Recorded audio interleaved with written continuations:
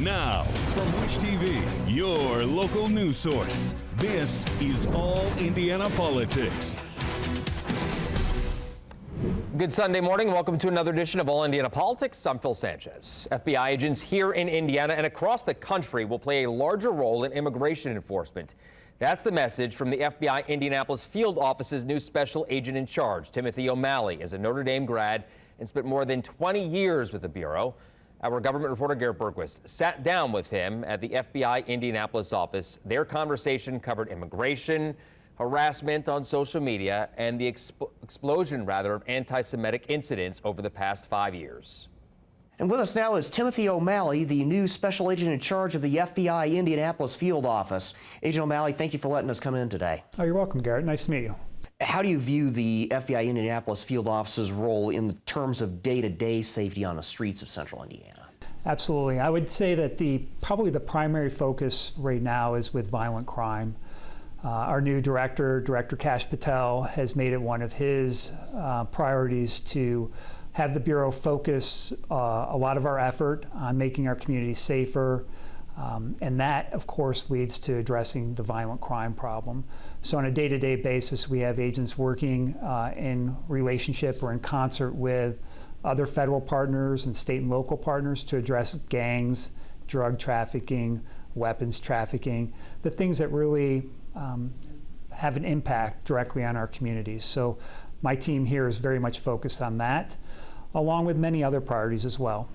That does lead me into my next question. What do you view as the top public safety threats, specifically here in central Indiana, and what will this office's role be in combating it under your leadership? I would say that the number one priority right now is violent gangs and drug trafficking. That usually goes with that, and the associated crimes, human trafficking, weapons trafficking, those things that are directly impacting our communities in a negative way. So that will be my focus initially. We are also working very closely with the Department of Homeland Security on several initiatives as well. One of those initiatives looks at larger transnational organized crime issues. So we're looking at the sources of drugs, sources of weapons coming into our country, and also major human trafficking networks. So that's a larger effort that has kind of a bigger scope than just here on the direct community. It definitely leans more into the idea of prevention, preventing things from coming into our community. So we're addressing that as well. But once criminal elements have access to drugs and guns and things like that, we are definitely putting resources towards addressing those issues here that impact the community directly. You mentioned immigration. So is it my understanding then that the FBI will be playing a greater role in immigration enforcement than it has in years past? Yes, Garrett, that's a great question. And we will be playing a greater role than we have in the past. We are authorized to enforce immigration laws, and we are working on a daily basis with our partners at DHS to enforce immigration laws. So you will see the FBI placing more emphasis in that area as we go forward.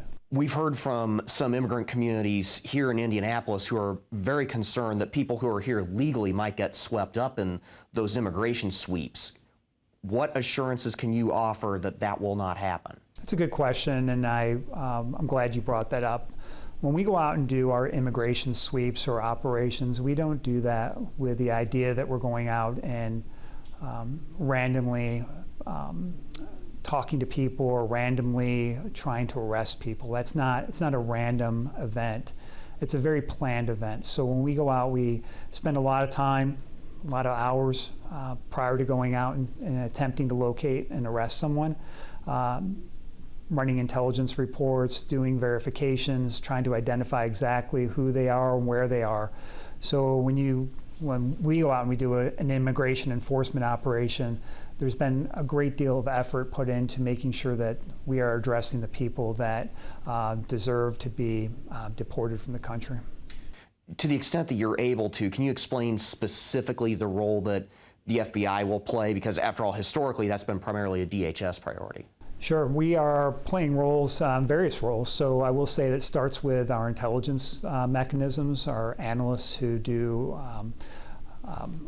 take great efforts to search various databases and intelligence sources to first identify who is here illegally. We also utilize some of our technical folks who are good at surveillance, good at helping us to actually identify where people are through technical means and other methods. We also use our agents to go out and interview people. That's what our bread and butter is really our ability to interact with people and to do interviews. So we talk to people a lot. We try to get information that way. And then if necessary, we'll also leverage our tactical teams, our SWAT teams that, if the situation requires that we could put a tactical team out on the street on a particular operation, if we're going after a violent offender or someone with a criminal history that may indicate that they're likely to react in a violent way, we'll put a tactical team out there in the street as well. Given the controversy surrounding some of those enforcement actions, though, is there a risk that undercuts the FBI's stated goal of rebuilding trust? I don't think so, although I'm cognizant of that thought. But I think another way of looking at it builds trust with the community in another way as well. As you know, illegal immigration has been a topic that a lot of communities are not happy with either.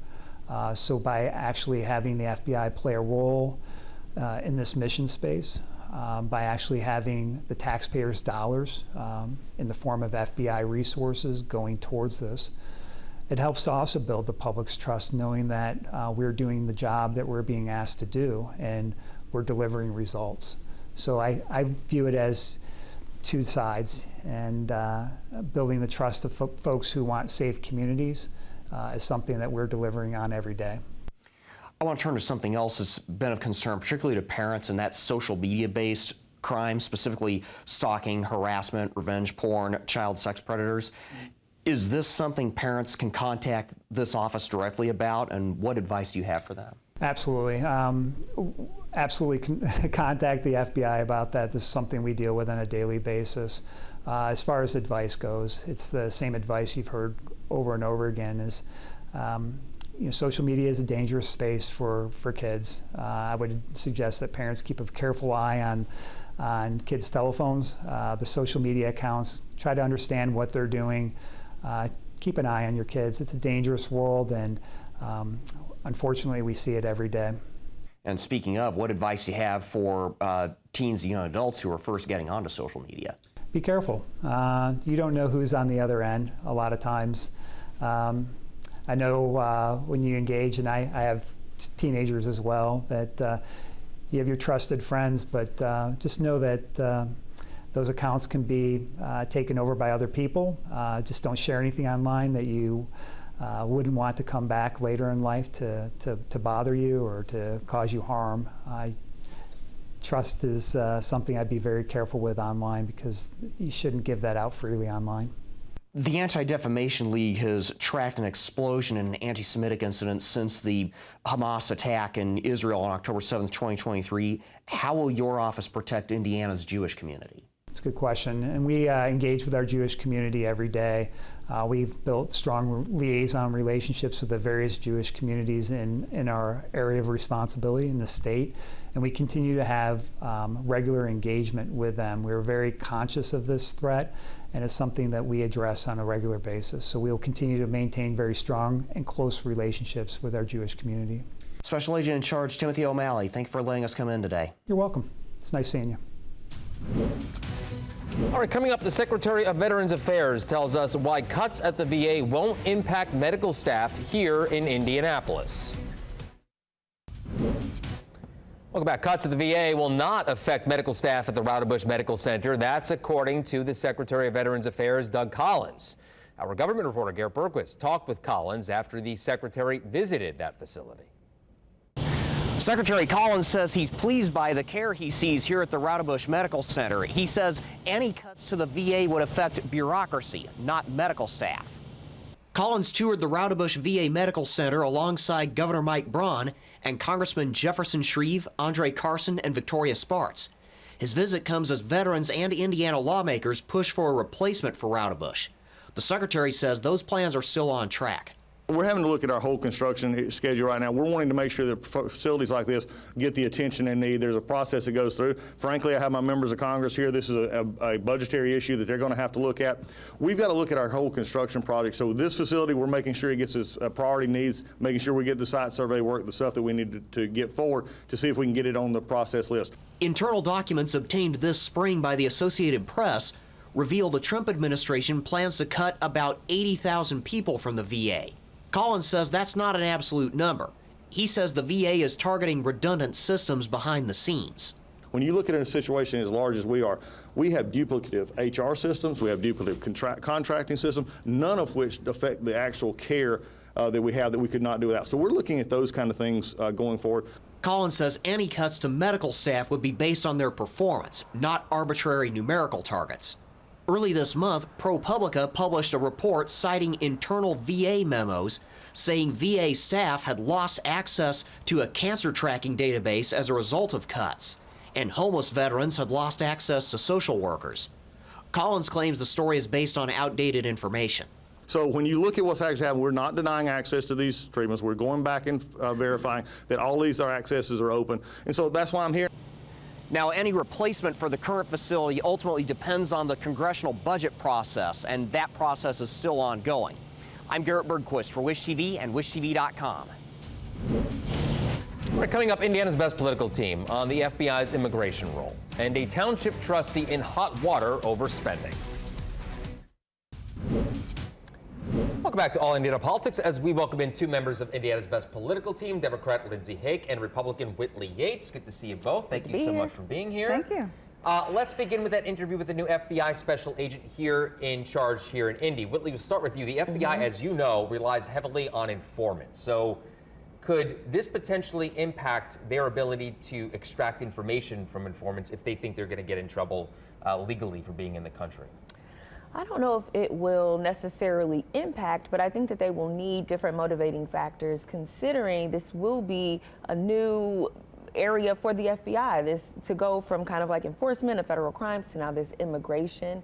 I think it will be kind of challenging for them to find people that are willing to give up that information, especially if they know from their own experience or they are themselves illegal immigrants as well. Right. Lindsay, is this worth the Bureau's time? Yeah, well, that's to be determined. You obviously got a ton of longtime professional colleagues at the FBI that have always dedicated their time to enforcing federal actions. But I'll also tell you, I'm also very, very reassured by the fact that they're working with the Jewish community to provide the protections that's clearly needed. Right. With the uptick in anti-Semitism, such a terrible double murder that occurred last week in D.C. And so a lot of my Jewish friends are concerned and absolutely fear even still going to synagogue to this day.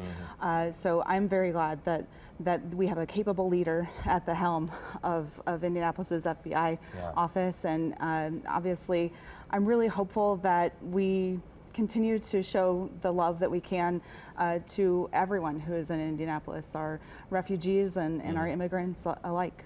Okay.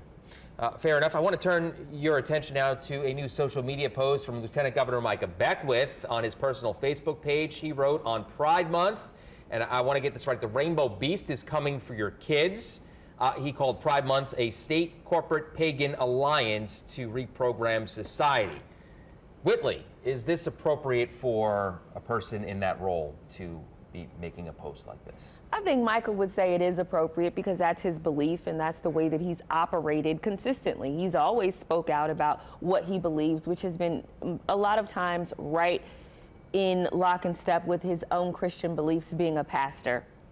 But thinking about the bigger picture of Indiana, should you be calling Pride Month beastly or saying that it's some type of a pagan alliance as a leader that is tasked with pushing policies in the state of Indiana? I do not believe so.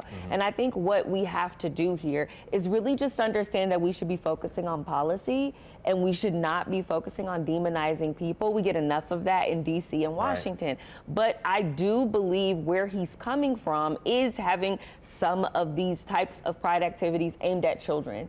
And so I am pro protecting children, but I'm also pro parents' rights. So if parents want to take their children to the Pride Parade, then it is within their rights to do that. Right. And so I think as a leader in Indiana, he should be focusing on policy and not demonizing people during Pride Month. Lindsay, you're shaking your head in agreement. And Yeah, this obviously. kind of seems like a pattern as well. Right, and to be frank with you, while I didn't attend his town hall this past week, I know he was talking policy, which made me a little, frankly, reassured. Yeah. When you have someone who is part of the administration, after a decision like, for example, say the Sunbucks decision that came out of FSSA a few weeks ago, that leads to 660,000 Hoosier kids no longer having access to summer food in their mouths. And so while that is something he's committed to looking into and hopefully advocating for, as an advocate for hunger relief and eviscerating hunger in Indianapolis and Indiana, state of Indiana as a whole, it really gave me some hope that we were doing some really good policy work here. And then something like this comes out, and frankly, I just toss it off. I don't even give it time. And it kind of overshadows the Yeah, it work really that's being does. done, It right? absolutely overshadows. And frankly, I'm excited for Pride Month, and here we are on June 1. Okay. All right. Well, there you go. Hey, let's turn to some more local politics now. A report from the State Board of Accounts, as you ladies know, accuses the former trustee of Columbus Township of spending more than $1 million on vacations and other expenses for himself, by the way. We hear about these stories, Whitley. Mm-hmm. Is this an isolated incident? I hope so. Right. You can't purport to be a fiscal conservative and want to save money while you're spending taxpayer dollars on new linoleum. Like, we can't be doing that.